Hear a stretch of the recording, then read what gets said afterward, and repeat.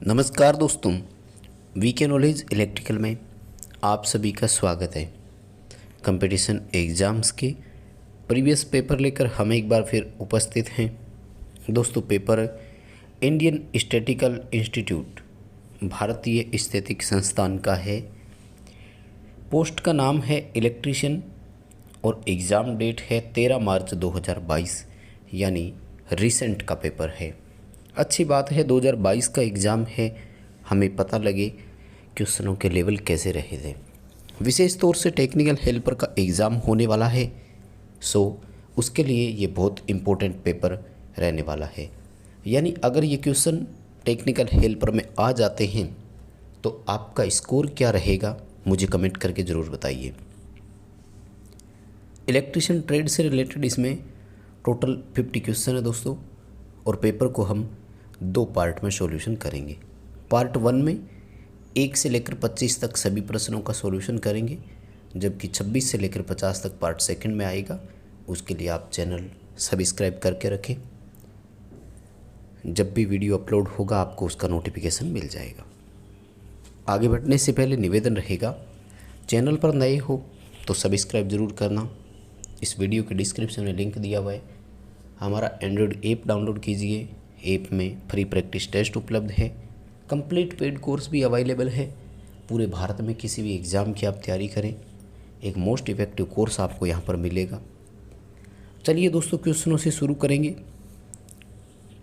और वैसे तो इसमें काफ़ी अच्छे क्वेश्चन दिए हुए हैं, फिर भी अगर आपको एक पेपर के रूप में देने का मौका मिलता तो आपका स्कोर क्या रहता, ये मुझे आप कमेंट करके ज़रूर बताइएगा।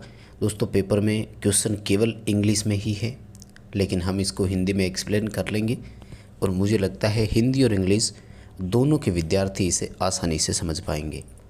प्लीज़ वीडियो पसंद आए तो लाइक कीजिएगा, दोस्तों को शेयर कीजिएगा। नंबर 1 क्वेश्चन आपकी स्क्रीन पर है कि full scale reading of normal watt meter, यानी एक सामान्य वाट मीटर है जिसका पूर्ण विक्षेप पैमाना 150 वाट है। जब इसकी करंट रेंज और वोल्टेज रेंज सिलेक्शन की बात आई तो करंट को 2 एम्पियर पर और वोल्टेज को 300 वोल्ट पर हमने सेलेक्ट किया। तो इस हिसाब से दोस्तों हमारी जो रीडिंग है वो 600 वाट होनी चाहिए थी। इसका मतलब मीटर का जो गुणक घटक है वो कितना है, 4 हो जाएगा, क्योंकि मीटर की रीडिंग 150 वाट ही है।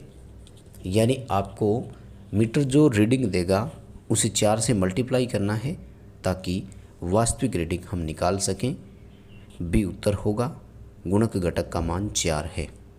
चलिए अगला क्वेश्चन अपनी स्क्रीन पर है, और बहुत सिंपल सवाल है कि वाट मीटर क्या है। दोस्तों, वाट मीटर मूविंग कॉइल या मूविंग आयरन प्रकार का नहीं होता है। वाट मीटर इलेक्ट्रोडायनेमोमीटर प्रकार का ही होता है।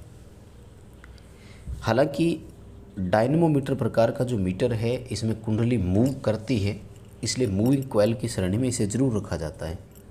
लेकिन यहाँ पर जो ऑप्शन दे रहा है फिर वो एक तरह से पीएमएमसी प्रकार के की दे रहा है, इसलिए हमें नहीं मानना है।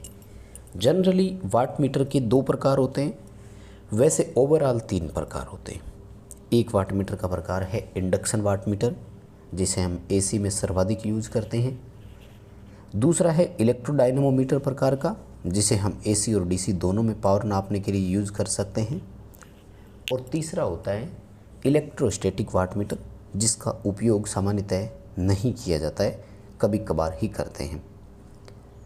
इंटीग्रेटिंग टाइप इंस्ट्रूमेंट जो है इसमें अपना वाट घंटा मीटर यानी KWH आता है। मूविंग कॉइल होता है, इसको हम पीएमएमसी प्रकार का मानते हैं और ये करंट वोल्टेज नापने के काम आता है। मूविंग आयरन प्रकार के इंस्ट्रूमेंट जो होते हैं ये कई तरह के होते हैं। अगला सवाल, एक फ्यूज धातु, फ्यूज मटेरियल की बात करें, यानी फ्यूज के लिए सामग्री, the current rating depends on, यानी धारा की जो रेटिंग होगी, फ्यूज की जो रेटिंग होगी वो किस बात पर डिपेंड करेगी। देखिए सीधी सी बात है, उस सामग्री के व्यास पर भी डिपेंड करेगी, सामग्री की लंबाई पर भी निर्भर करेगी, और उसकी रेजिस्टिविटी यानी प्रतिरोधकता पर भी निर्भर करेगी। क्यों? क्योंकि इन्हीं तीनों से रेजिस्टेंस डिसाइड होगा, और रेजिस्टेंस से ही करंट डिसाइड होती है, और फ्यूज की जो रेटिंग होती है वो किस में होती है, एम्पियर में होती है। सो ऑल अबव उत्तर आ जाएगा, डी ऑप्शन अपना यहाँ सही रहेगा।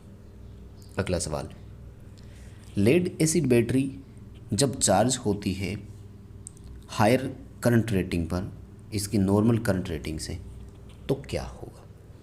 यानी नॉर्मल करंट रेटिंग से ज़्यादा रेटिंग पर जब हम इसको चार्ज कर रहे हैं तो लेड एसिड बैटरी में क्या होगा?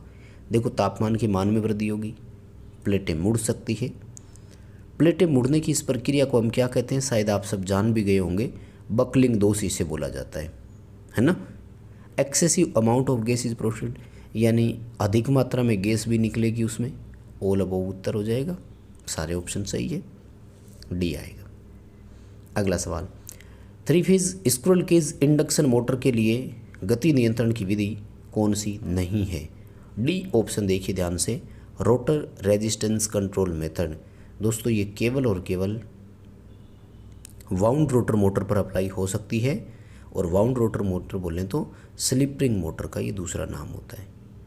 यानी रोटर रेजिस्टेंस कंट्रोल मेथड केवल स्लिप रिंग मोटर पर अप्लाई होता है, जबकि वोल्टेज और फ्रीक्वेंसी अनुपात को स्थिर रख के हम स्पीड कंट्रोल कर सकते हैं, इसमें टॉर्क कांस्टेंट रहता है।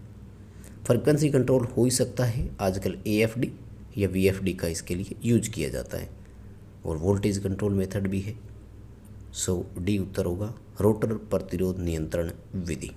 अगला सवाल, बकोलज रिले कहाँ उपयोग की जाती है? दोस्तों बकोलज रिले केवल ट्रांसफार्मर में लगती है, इतना तो याद रखिएगा। अब देखो, ट्रांसफार्मर के 2 ऑप्शन हैं, वायु द्वारा शीतलित और ऑयल में डूबा हुआ। तो याद रखें, बकोलज रिले के अलावा 2-3 प्रोटेक्शन डिवाइस और है, जैसे कंजर्वेटर, जैसे ब्रीदर, जैसे टेम्परेचर गेज। तो ये सब तेल द्वारा शीतलित ट्रांसफार्मर में ही उपयोग किए जाते हैं। डी उत्तर सही होगा, ऑयल इमर्स्ड ट्रांसफार्मर इसका उत्तर आ जाएगा। ये सभी तेल वाले ट्रांसफार्मर का भाग है। अगला क्वेश्चन, एक MCB जो होती है वो ओवरलोड कंडीशन में लगभग कब ऑपरेट होती है? दोस्तों घरेलू वायरिंग में सबसे छोटी डिवाइस जो एक प्रोटेक्शन के रूप में काम में ली जाती है वर्तमान में MCB है। पूरा नाम मिनिएचर सर्किट ब्रेकर है। करंट के आधार पर रेटिंग की जाती है, मैग्नेटिकली ऑपरेट होती है। थोड़ा सा इसको एक्सटेंड करके रखते हैं, लेकिन ओवरलोड की कंडीशन में भी ये प्रोटेक्शन हमें देती है, और शॉर्ट सर्किट से भी प्रोटेक्शन देती है। याद रखें, MCB अर्थ फॉल्ट से प्रोटेक्शन नहीं देता है। अपनी करंट रेटिंग के 125% से ऊपर जाते ही MCB ट्रिप हो जाती है ओवरलोड के मामले में, और शॉर्ट सर्किट में तो इंस्टेंट होती है। सो थोड़ा सा करंट ऊपर जाते ही तुरंत ट्रिप हो जाती है। नेक्स्ट हमारा क्वेश्चन है कि पावर ट्रांसफार्मर में ब्रीदर क्यों लगाया जाता है? तो दोस्तों ब्रीदर लगता है जब श्वसन क्रिया कंप्लीट होती है, उस दौरान तेल में वायु के साथ नमी प्रवेश ना कर जाए, उस नमी के प्रवेश को रोकने के लिए लगती है। डी उत्तर होगा, प्रिवेंट इनग्रेस ऑफ मॉइस्चर, यानी नमी के प्रवेश को रोकने के लिए। दोस्तों अब तक के जो क्वेश्चंस का लेवल देख रहे हैं, काफ़ी अच्छा पेपर है। फिर भी आप अपना कमेंट ज़रूर करना कि 25 में से आपका स्कोर कितना रहेगा अगर आपको एक पेपर देने का मौका मिलता तब। अगला देखिए क्वेश्चन क्या कह रहे हैं, डिस्ट्रीब्यूशन ट्रांसफार्मर जो होता है उसमें जनरली किस प्रकार के कनेक्शन होते हैं? मुझे नहीं लगता कि इस प्रश्न में किसी को प्रॉब्लम होगी, हर बार मैंने समझाया है। डिस्ट्रीब्यूशन ट्रांसफार्मर में हमेशा डेल्टा स्टार होता है, उसकी सेकेंडरी सदैव स्टार में कनेक्टेड होती है। डिस्ट्रीब्यूशन ट्रांसफार्मर लगभग आधे भार पर यानी 50% भार पर अधिक दक्षता देते हैं, जबकि पावर ट्रांसफार्मर पूर्ण भार पर अधिक दक्षता देते हैं। अगला क्वेश्चन है, डीसी मशीनों में जो ब्रश होते हैं वो जनरली ग्रेफाइट के क्यों बनाए जाते हैं? ग्रेफाइट और कार्बन का मिश्रण भी हो सकता है दोस्तों इसमें, जिसके 3 बड़े कारण होते हैं। सबसे पहला कारण, ये सेल्फ ल्यूब्रिकेंट होते हैं। कार्बन भी होता है और ग्रेफाइट भी होता है। सेल्फ ल्यूब्रिकेंट का मतलब है कि घर्षण के दौरान ये खुद स्नेहक प्रदान करते हैं। विद्युत के अच्छे चालक भी है, यानी गुड कंडक्टर ऑफ इलेक्ट्रिसिटी, और रेजिस्टेंस डिक्रीज विद टेम्परेचर, यानी इनका जो ताप गुणांक है वो भी एक तरह से NTC होता है, नेगेटिव टेम्परेचर कोफिशिएंट होता है। ताप बढ़ने से इनकी प्रतिरोध जो है वो घटता है। सो डी उत्तर होगा। ऑल अबोव यहाँ पर बिल्कुल सही रहेगा।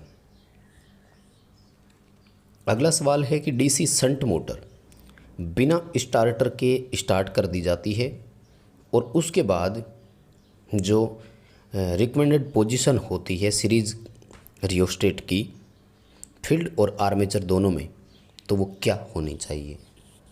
दोस्तों अगर मोटर स्टार्ट हो चुकी है तो यदि हम बात करें कि मोटर को बिना स्टार्टर के स्टार्ट कर रहे हैं और उसके बाद यदि उसकी पोजीशन की बात करें तो हमें आर्मेचर को प्रोटेक्ट करना है, इसलिए आर्मेचर में प्रतिरोध ज़्यादा रखना होगा हमें, जबकि फील्ड में प्रतिरोध हमें कम रखना होगा। क्योंकि फील्ड में प्रतिरोध कम होगा तो धारा अधिक चलेगी, अधिक धारा चलेगी तो वो पूरा फ्लक्स बनाएगी, पूरा फ्लक्स होगा तो मोटर पर्याप्त टॉर्क भी बनाएगी, जबकि आर्मेचर में मैक्सिमम रखेंगे ताकि उसकी करंट को कंट्रोल किया जा सके। सी उत्तर होगा, मिनिमम एंड मैक्सिमम। अगला सवाल, एक LED लैंप जो होता है उसे ऑपरेट करने के लिए हमें एक ड्राइवर की यानी एक तरह से मास्टर कंट्रोल की ज़रूरत होती है। इस मास्टर कंट्रोल की भूमिका क्या है, रोल क्या है, ये पूछा है। देखो AC पर जब LED लैंप ऑपरेट होते हैं ना तो वास्तव में वो डायरेक्ट एक तरह से कहें तो ऑपरेट नहीं होते। वहाँ पर जो ड्राइवर हमने लगाया है वो कन्वर्ट AC टू DC कर देता है। तो पहला तो इसका काम यही हो गया कि जो आपने AC वोल्टेज दिया है उसको DC में करें, और दूसरा होता है कि उस लैंप के ऑपरेशन के पूरे कार्यकाल के दौरान उस मान को वो स्टेबलाइज भी करके रखे, यानी स्थायित्व भी प्रदान करेगा। 4 नंबर ऑप्शन सही है, बी और सी दोनों बिल्कुल सही है। अगला सवाल कह रहा है कि मॉइस्चर फ्री सिलिका जेल का रंग कैसा होगा। मॉइस्चर फ्री का मतलब एक तरह से फ्रेश सिलिका जेल की बात ही कर रहा है, यानी नमी से मुक्त, नमी से रहित सिलिका की बात कर रहा है। Fresh silica gel blue colour की होती है, नमी सोखने के बाद वो हल्की गुलाबी या सफ़ेद हो जाती है। सी उत्तर सही होगा। अगला क्वेश्चन है कि जो हॉर्न गैप तड़ित चालक होते हैं उनमें गैप सामान्यतः कितना होता है। देखिए फर्स्ट ऑफ ऑल तो सवाल का आंसर ये है कि वो गैप वोल्टेज पर डिपेंड होगा कि लाइन वोल्टेज की वैल्यू है कितनी, लेकिन जनरली अगर वोल्टेज स्पेसिफाई नहीं किया हुआ है या फिर 11 किलोवोल्ट का हम मानकर चले तो फिर 1.5 mm इसमें गैप मानते हैं। अगला सवाल, एक घर में 230 वोल्ट 50 हर्ट्ज सप्लाई लाइन से संयोजित है। मेन स्विच पर जो फ्यूज यूनिट लगी है उसमें 10 एम्पीयर का फ्यूज हमने लगाया है। जो अर्थ कंटिन्यूटी कंडक्टर है उसका रेजिस्टेंस 1 ओम है। जब अर्थ फॉल्ट आया तो ये देखा गया कि फ्यूज ऑपरेट नहीं हुआ। क्या हुआ? It is observed that the fuse wire has not blown out, यानी जब अर्थ फॉल्ट आया तो फ्यूज नहीं उड़ा। The possible value of earth fault resistance is, यानी अर्थ फॉल्ट के दौरान अधिकतम प्रतिरोध की सीमा कितनी थी। दोस्तों सवाल सीधा सा ये है कि अर्थ फॉल्ट के दौरान फ्यूज तब उड़ता है जब करंट का मान 10 एम्पीयर से अधिक हो। अब एक बड़ा सवाल तो ये है कि अगर डायरेक्ट अर्थ फॉल्ट हो जाता तो अर्थ कंटिन्यूटी कंडक्टर का मान 1 ओम है, उसमें से करंट 23 एम्पीयर फ्लो होता, इसलिए वो आसानी से उड़ जाता। 230 एम्पीयर करंट चलता और वो आसानी से, क्योंकि I/V/R होता है, 230 वोल्ट की सप्लाई है, 1 ओम अर्थ कंटिन्यूटी कंडक्टर का रेजिस्टेंस था, 230 एम्पीयर करंट फ्लो होता, फ्यूज़ आराम से उड़ जाता। लेकिन फ्यूज नहीं उड़ा, इसका मतलब क्या है कि धारा 10 एम्पीयर से ज़्यादा उसमें गई ही नहीं। अगर 10 एम्पीयर करंट का हम मान कर चलें तो दोस्तों आंसर जो आ रहा है वो आ रहा है 23 ओम।